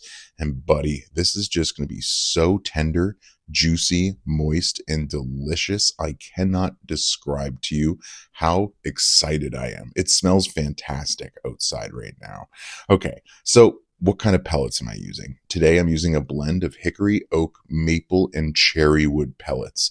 All of those are pretty mild, except the hickory, but I find when you blend it together like this, the hickory becomes even more mild, so it's all a mild taste. It's not going to overpower that fish, but you do need to be careful. If you do use some really intense smoky pellets or wood, it can really impart an intense smoke flavor that can be overwhelming. So anyway, once it comes up to 145 degrees, we're going to pull it off. And as you can see here, it's just as simple as sliding your fingers underneath that little piece of meat. It should come right off of the skin. That skin should pretty much adhere itself to the tinfoil, making this super easy to pull off. And guys, this is easier than pulled pork to shred. I mean, just look at that. A couple quick squeezes and this is shredded into a million kajillion little sections. This is perfect. So how did I eat this? I grabbed myself a piece of homemade bread that I made. Pretty stoked that I made my own loaf of bread, by the way. And then I just made sure to evenly spread on some cream cheese. Then take that salmon that we shredded up, pile it right up on top. Don't be afraid to. If you really like that salmon, make this gargantuan. Went in with a little bit of some green onion, and then my personal favorite ingredient in almost any recipe, Halifax Honey Company's Stingin' Hot Honey. This stuff is absolutely delicious, and where it's made in Nova Scotia, that means even more to me. I love local ingredients, and I think this is a pinnacle of a local ingredient. Anyway, doesn't this look like a perfect little snack to start your day? The perfect little breakfast? If you agree, like I said before, make sure you like and subscribe. Follow me on Instagram. Follow me on TikTok. If you think you're going to make this yourself, comment below. If you do make it, please share some images with me. I'd love to see how it turned out. And thanks again for watching. I hope you're having a great day. Take care and stay safe. In this video, I'm going to show you how to smoke a beef chuck roast. So simple and delicious, and we're going to shred it apart and make a fantastic sandwich that you can dip in your homemade au jus sauce. This entire recipe is so simple, so delicious, and if you're like me and love using a barbecue or a smoker, this is a must try. I mean, just look at this shredded beef sandwich getting dipped directly in that au jus. Come on along for the ride. Like and subscribe. You know what to do. Follow me on Instagram and TikTok. Let's jump into this recipe. So I picked up this delicious chuck blade boneless roast from my local butcher, Vessel Meats. Pulled it out of the butcher paper and just gave it a nice little pat dry. Real important here. It's always best to make sure if you're smoking meat that it's nice and dry. Today, we're going in with my homemade SPG dry rub. This stuff is just fantastic. It's made with a base layer of seasoning salt from Royal Nova Company and then some garlic and pepper. Now, I'm going to liberally go ahead and just make sure this is fully seasoned. We want to get every nook and cranny and make sure we get everything covered. Now, once you get this fully coated in your dry rub, it's usually best to toss it back in the refrigerator for a little bit or let it sit out at room temperature. But you just want that flavor to kind of get in and penetrate the meat. Let the salt do its work. Then, once you're ready, we're going to fire up the charcoal grill today. Now, this will work fine on a pellet smoker, even in the oven, honestly. But today, I'm using my charcoal grill. I'm using the snake method, and I have hunks of hickory wood just sitting in there. Hickory is such a distinct flavor, and it really helps with beef, in my opinion. So I'm throwing it in. You can see there the snake method. We're already kind of going. We got our charcoal lit. We're running this thing around 275 degrees. But with a beef roast like this, I'd say you can run it between 250, honestly 225 and 300. You don't really want to go too much over 300 though. I find at that point we're just baking it and not really smoking it as low and slow to get it just as tender as we want. However, you can go within that range wherever you'd like. Personally though, I think around 275 degrees is probably the best play for you. Now, while it's smoking out there, you want to be paying attention to it. We want to try and aim for about 165 degrees internal before we pull it off to wrap. But that's going to take a while. This beef chuck roast is a really thick cut. It's got lots of oomph to it, if you will, right? So you want to play the patient game here. As we can see, we're letting that bark form, and it's going to take a few hours. It's not quick. I think it took me about 4 to 5 hours to even get close to 165 degrees. So patience, patience, patience. That's what really matters here, and just paying attention and being aware of the internal temperature.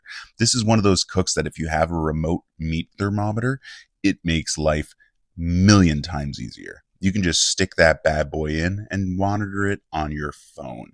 But in this case, I didn't have that, and I was just paying attention, and that's perfectly fine. If you're like me and just want to, walk out every now and then, make sure nothing's spiking, making sure the temps are, running smoothly, there's nothing wrong with that either. I use just a simple meat thermometer here that you got to poke in, and I was checking the temperatures, I don't know, I'd say every 30 minutes after about 3.5 hours. It started at about 140, then it was 150, then the third, I went out, it was 160, 165, closer to 163 actually, but that was close enough for me to pull it off and throw it into this tinfoil pan. Now, before I threw it into the tinfoil pan, I had to prep it. And what does that mean? Well, I'm throwing down a base layer of white onion because at this point, we're getting ready to braise this and it's going to fall apart after.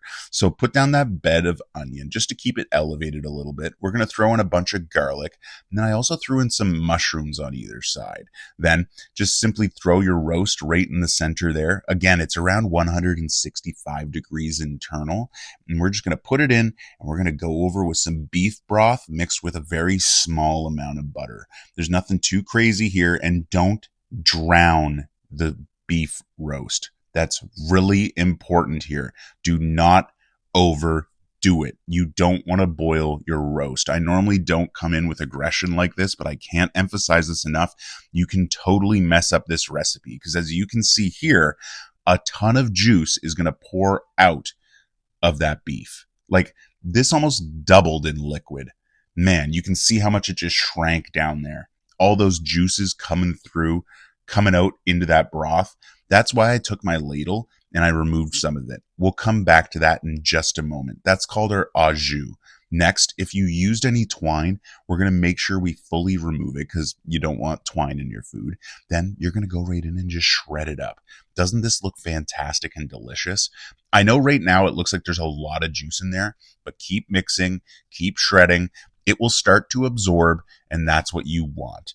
And if you do have a little too much broth, just empty it out. It's fine. But try not to start with too much broth. That's what's really important here. And as you can see, I'm just giving this a thorough mixing. I want to make sure every little piece had its chance to swim in that beef broth and butter mixture. Oh, buddy, and just look at this shredding apart. What I like the most about this is the smoke ring. Look at that little red distinct smoke ring that just keeps appearing as we shred it apart.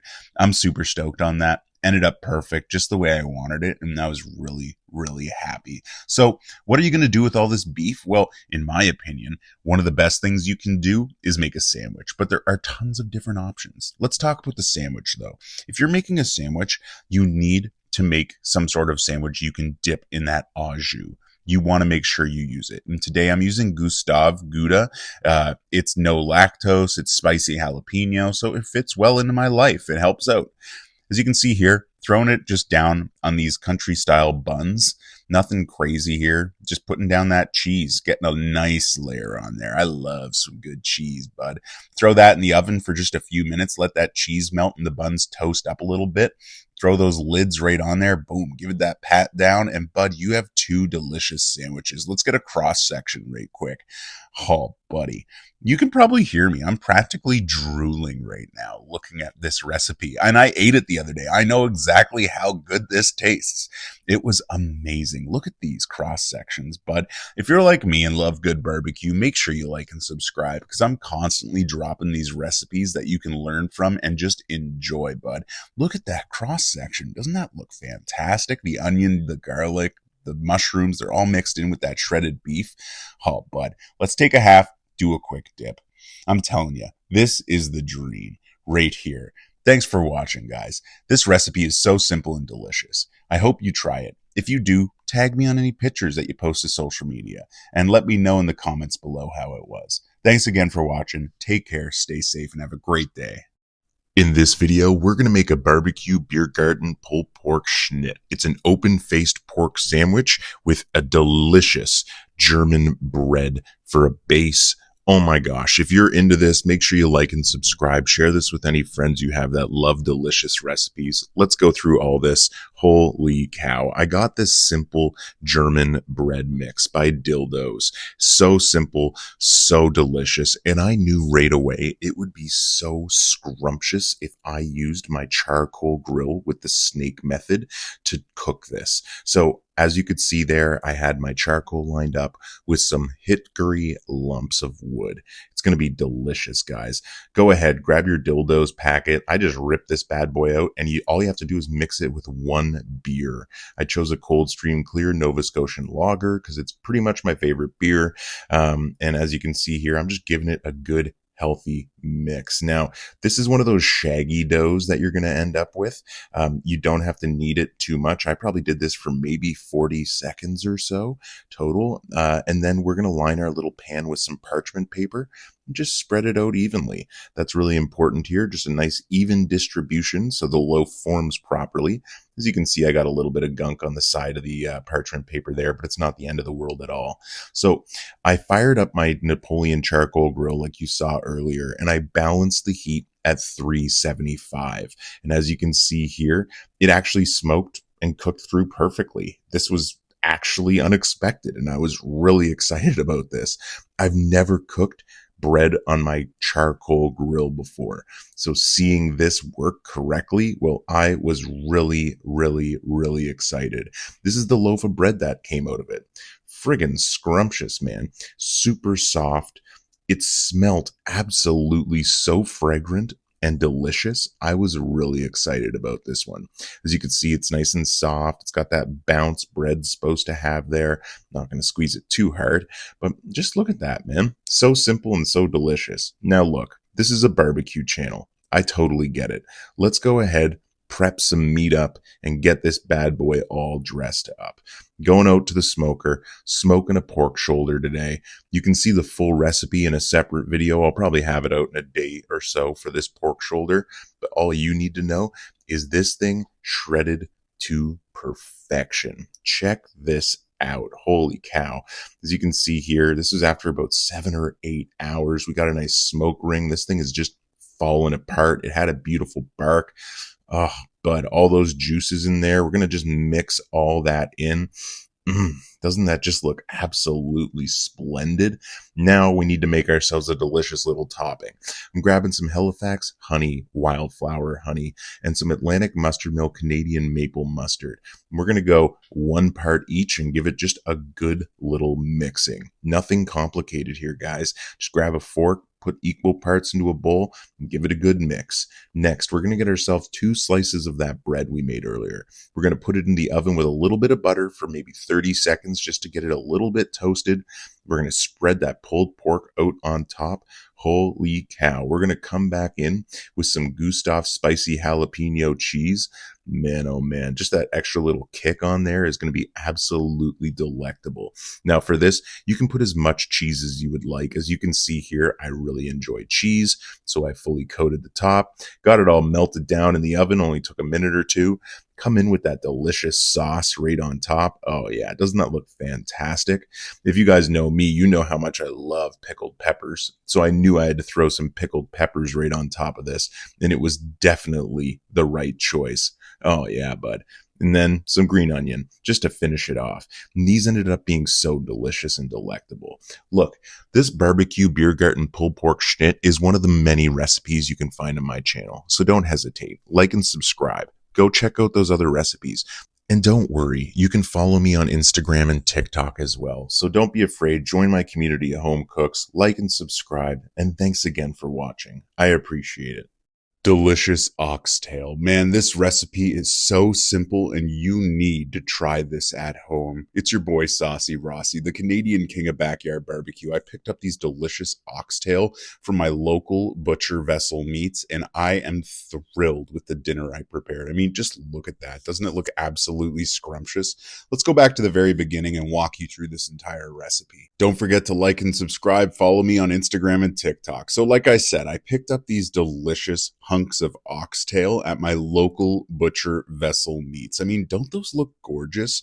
Look at the red hue on them. These were dry aged a little bit and they are just glorious. I love oxtail. I really love the beefy flavor it provides. And I just thought to myself, hey, maybe I should hit it with some Uncle Hemi's Gotchanese week. I've never really tried gochujang, and this has some of that in it, so it's going to add a nice spicy kick here to this recipe. Really, really excited about that. More than likely, you're new to my channel, but what we do around here is called seasoning liberally. And as you can see, I'm making sure to coat the top and the bottom all sides. You need to get every nook and cranny. We want to make sure that flavor profile is properly applied to these pieces of oxtail. So today I'm not actually using a barbecue. I'm using just a Dutch oven on my stove top. The weather wasn't really agreeing with barbecue here, so hey, it's perfectly fine. I can cook this indoors. So what I'm doing is simply throwing in these hunks of oxtail to get some color. I'm just browning them up a little bit here. And as you can see, so far so good. They're looking pretty hunky-dory, We got them moving around inside of here, trying to get a little bit of like crust built on each side. Try not to like burn anything, regularly moving stuff around. Like I said, just building a little bit of a crust. You will have noticed I actually removed the smaller pieces. Those are going to cook down a little bit faster. Just remember, guys, like not everything cooks at the exact same rate. The smaller pieces are going to cook a little bit faster. So as they cook, as they get color like this, we're just simply going to remove them off onto a side plate. That's all we got to do. Again, we're looking for some good color, a little bit of char on there, nothing too crazy. And you'll also notice all that stuff sticking to the bottom of the Dutch oven. So check it out. Here's what we're going to do. We're going to throw in some white onion and a little bit of garlic to just get started here. Now, I want these to start cooking down. And as they cook down, this is going to help kind of release all those little bits on the very bottom there. Next, I'm going to throw in a little bit of carrot. The idea here was to hold the carrot off for a moment, just to let the onion and garlic collect up some of those bits on the bottom, because the carrots are also going to really help with that. Now, let's actually deglaze the pan. I'm using a Blomidon Estate Winery Baco Noir. I apologize if I said that wrong. Don't actually know how to say that, but we're going in with about 1 cup. Oh, buddy. This is going to be absolutely delicious. This little red wine is going to be perfect for deglazing this pan. So we're going to simply bring it to a small simmer, burn off that alcohol. We're going to keep moving it around. And as you can see, when I moved it there, you could kind of see the bottom of the Dutch oven again. It's because all that color that burned onto the bottom of the Dutch oven is now off, getting added into our sauce, adding in flavor. That's exactly what we want. So at this point, we're going to go back in with all the oxtail. I'm going to add half a cup of beef broth and then some twigs of rosemary in there as well. Then we're simply going to throw on the lid. I'm going to put this in the oven at 300 degrees for 2 to 3 hours. I actually pulled it out at about 2.5 hours. And this is the result, guys. Some delicious oxtail falling off the bone. I mean, you could see how exposed it was.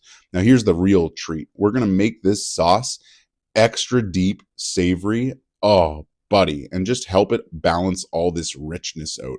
Simply add in just a knob of butter and let it just kind of melt into the mixture. It's going to be perfect.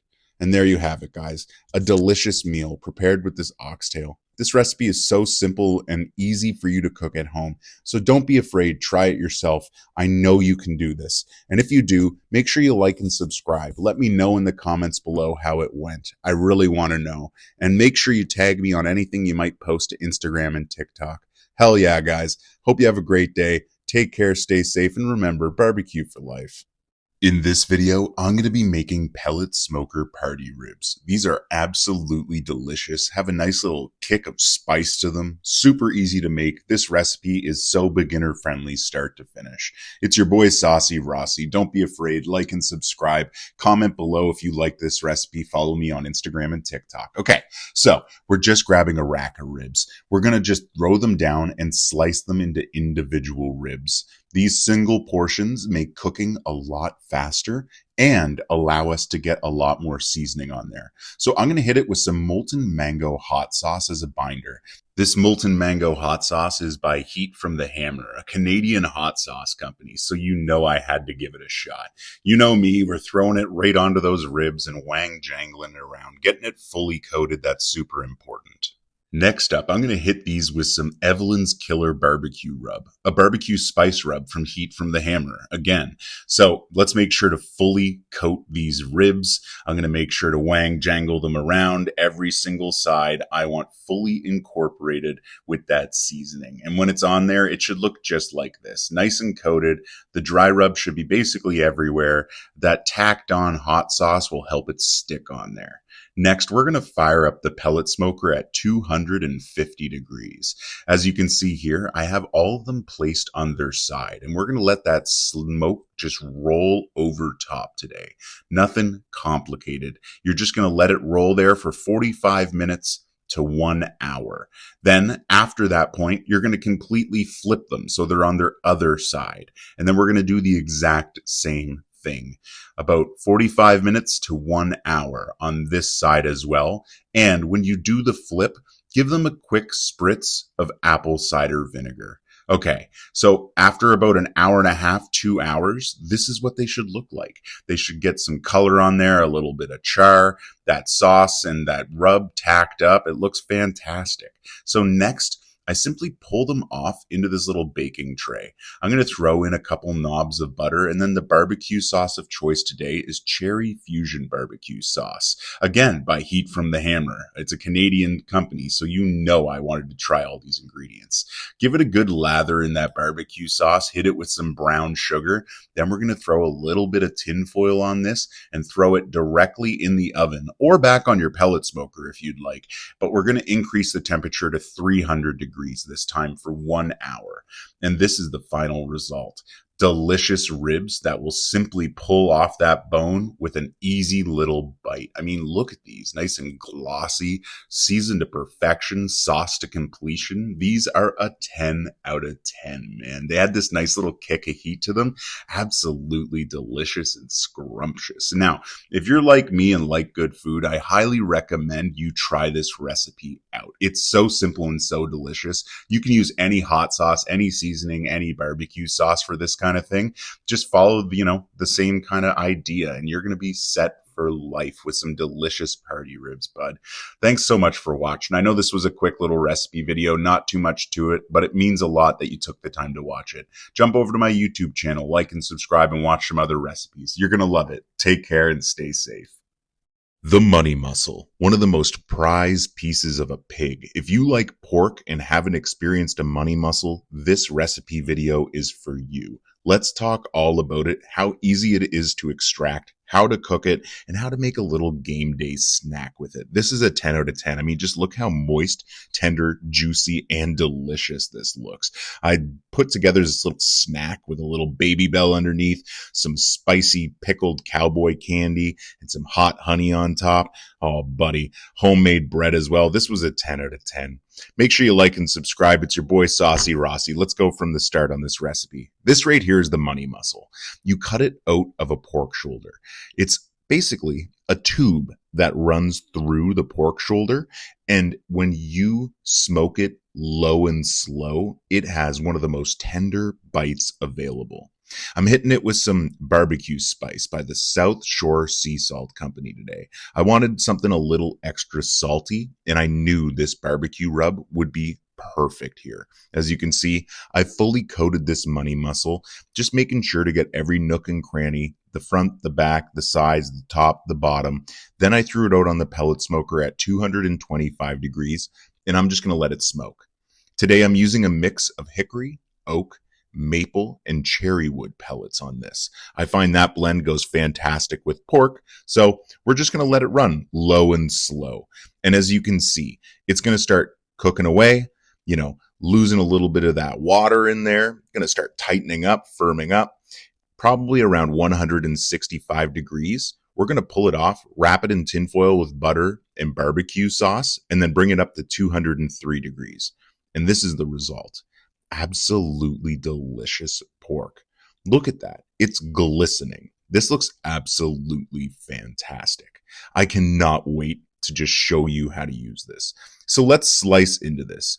Be gentle. We're just going to slice this into little medallions. To be completely honest, you can just eat this bad boy like a hot dog. But today, I'm not going to do that.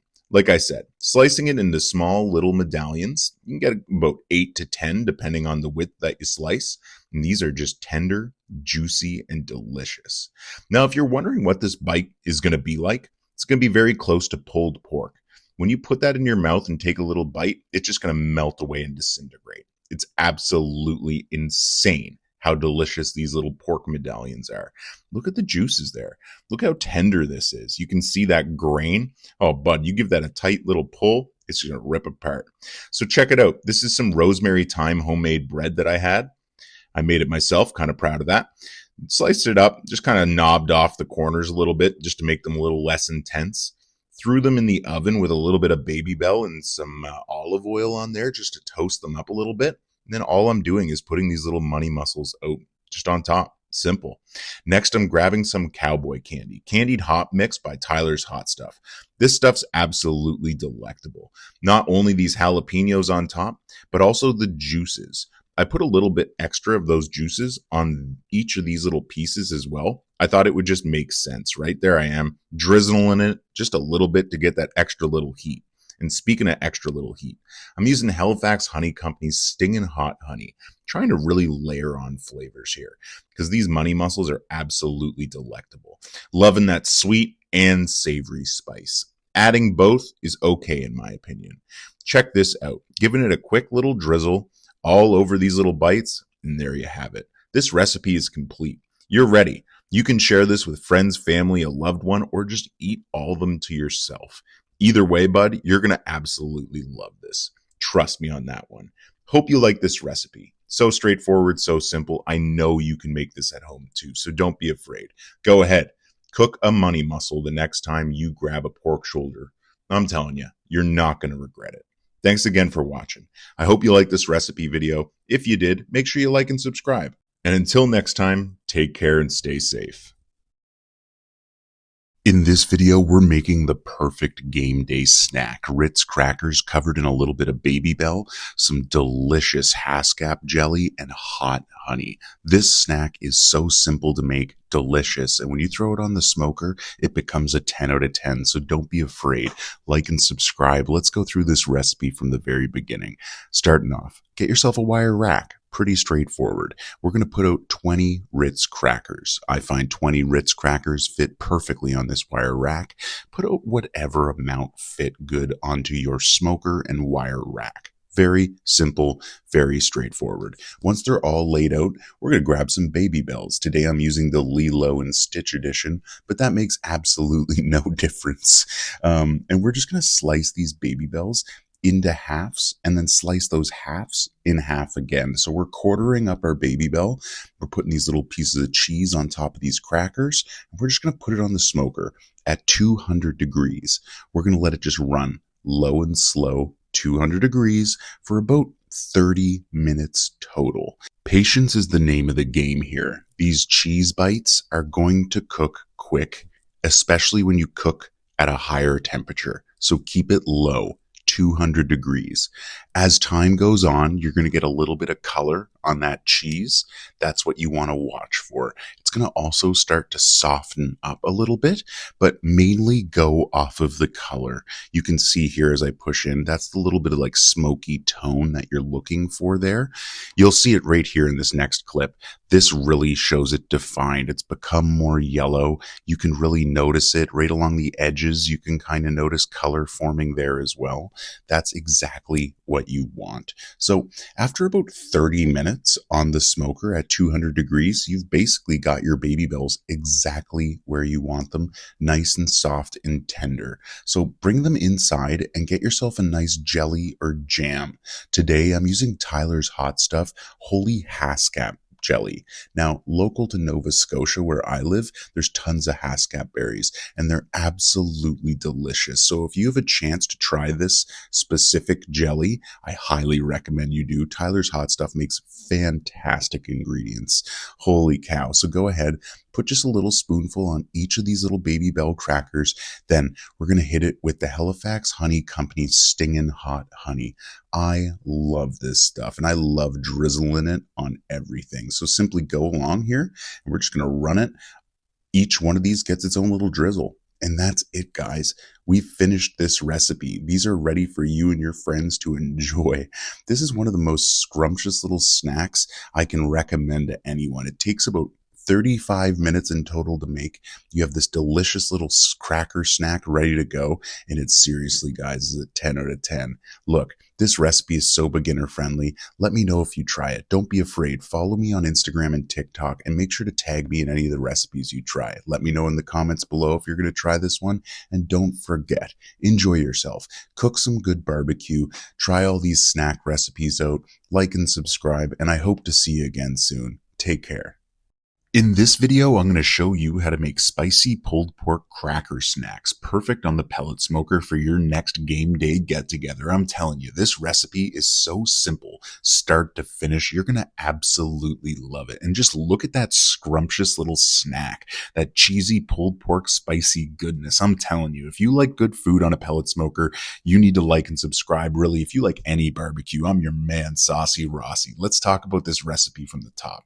I went into my cupboard and grabbed some Ritz crackers. I mean, who doesn't love a good Ritz cracker with that buttery finish? So I'm just laying these out real basic onto a wire rack. I'd put out about 20 of them, okay? You can put out as many as you'd like. Just make sure your wire rack will fit on the smoker. Next, I grabbed some leftover pulled pork and just put little, scrunches and bunches of that pulled pork directly onto the crackers. Next, I grabbed some shredded cheddar cheese. Real basic, real simple. Loaded up each of these crackers with them. Then top them off with a nice little jalapeno slice. Nothing crazy. As you can see here, I ran out of jalapenos, so I just grabbed some pickled peppers. They work just as well. So if you have pickled peppers in a jar in the fridge, grab it. Next, Halifax Honey Company's Stingin' Hot Honey. This stuff is actually incredible. I love this ingredient. I try and add it in basically all my recipes because it's so darn good. And I made sure to fully drizzle it all over these little snacks. Next, we're going to run the pellet smoker at 225 degrees. And you're going to just put that wire rack directly on the smoker. That's it. 225 degrees. Today, I'm using a blend of apple, maple, oak, and hickory pellets. Real simple, real delicious. I think that blend of pellets is fantastic for the food we're smoking today. And it only took, 20, 25 minutes in total on the smoker for that cheese to get nice and melty, things to soften up. That pulled pork just warmed up, and it's honestly a 10 out of 10 little snack bite. I mean, just check these out. Don't these look fantastic? Just see that cheese starting to melt there. Patience is key, guys. 225, about 25 minutes. You can just pull these inside. And what's really nice about this is there's nothing like here that you can't prep ahead of time. Like, this is perfect. You got that pulled pork, the crackers, you got your sliced jalapeno, some shredded cheese. You can whip these up in no time at all. When you have some friends over, man, this is some sort of scrumptious snack to pull out. They're all going to be so blown away. I mean, Who has pulled pork cheese jalapeno crackers with hot honey drizzled on top? I'm telling you who, this guy, and they're absolutely delicious. I'm telling you, if you follow any of my recipes, make sure it's this one. It literally took me less than 30 minutes to make this and eat it. Oh, buddy. Look at that. Doesn't that little red pepper there pickled on top of that pulled pork with some shredded cheese on that cracker? Man, that's going to be a 10 out of 10. You know that hot honey just infused right into that pulled pork and cheddar cheese. I'm telling you guys, everything about this recipe was so basic and simple, and I ended up with it just being a 10 out of 10. So I've already said this before. Make sure you like and subscribe. Join my community of home cooks. I'm constantly dropping these recipe videos that are super easy for you to follow and make at home yourself. If you do make them at home, tag me on Instagram, on TikTok. I'm on all the social medias, bud. So go look me up, give me a like and a follow. You know what to do. Comment below if you end up trying this yourself and let me know. Was this a good experience? Because this, for me, was a 10 out of 10. I was blown away by how simple this was and how much I just enjoyed it. So go ahead, bud. Go to the backyard, fire up the pellet grill, the barbecue, whatever you're doing, and just enjoy yourself. That's what really matters at the end of the day. Cook some good food, eat well, and stay safe. You know what's up. In this video, I'm going to show you how to smoke sweet chipotle almonds. So simple, so delicious. A perfect topping for salads, dips, or if you just want to have some delectable nuts on the go, this recipe is a must try. So if you're like me and you like barbecue, you need to like and subscribe right away. Smash those buttons. Follow me on Instagram and TikTok, and don't be afraid to share this recipe with your friends and family. Starting off, I picked up a container of royal nuts, California almonds, specifically raw. You don't want toasted or seasoned almonds or nuts in general. You want them to be raw because we're also going to be seasoning them and cooking them again. So let's go ahead, put a little bit of olive oil on top, and we're just going to give them a quick wang jangle to evenly spread that. Next, grab the dry rub of choice you want. I'm using Sweet Chipotle by Maritime Madness. This stuff is absolutely delectable. And as you can see here, I'm giving it a really nice coat. I'm just going in with a glove on and giving it a really, really good stir. I really want these almonds to be fully coated. I want there to be lots of seasoning all throughout them, fully covering them, making sure to get every nook and cranny. And I'd say we did good here. So next, we're going to take these almonds and spread them out onto a sheet pan. Make sure you evenly distribute them here. We want there to be as much coverage of the pan as possible. Lay them out flat. Make sure they are not laying on top of each other. Very, very important for them to catch as much smoke flavor as possible. Next, we're just putting this sheet pan right out on the smoker. It's that simple. I'm running it today at 225 degrees. That's super important here. You really don't want to go too much higher than that. You can go lower, 175 to 200, but I like a little bit of an extra toast on my almonds, so I went 225 today. And I did this for 45 minutes. Now, you can go 60 minutes, you can go 90 minutes, but you do need to be careful. The nuts will become bitter. That's super important here. If they catch too much smoke flavor, it can become bitter. So be cautious. I always recommend 45 minutes. When I did this cook, these came out absolutely delicious and delectable. So again, recommending 225 for 45 minutes. You can go to 60 or 90, but be careful. It might get very bitter. Next, we're going to bring them off. It's just that simple, guys. I kept the container that they came in. Holy guacamole. This stuff was absolutely scrumptious. Man, oh man. So make sure you don't leave any of those nuts behind. We're going to get all of them in the container. And just check this out. We've just smoked and seasoned our own almonds. You can put these in a nice salad, put them in a dip, put them in some trail mix on a charcuterie board. There's so many different options available to you, and I'm not exaggerating. They are a snack people will be thrilled to try from you. Oh, buddy, I'm telling you, you could even give this out as a Christmas gift to people, man. They would be really enjoying that. Anyway, thanks for watching. This recipe is so simple and so delicious. I highly recommend you try it out. And if you do, tag me on socials, Instagram, TikTok, wherever. I really want to see what you put together. Hope you enjoyed this. Hope you try this yourself because it's just so simple and delicious. Make sure you like and subscribe. And thanks again for watching. Really appreciate it. Take care and stay safe.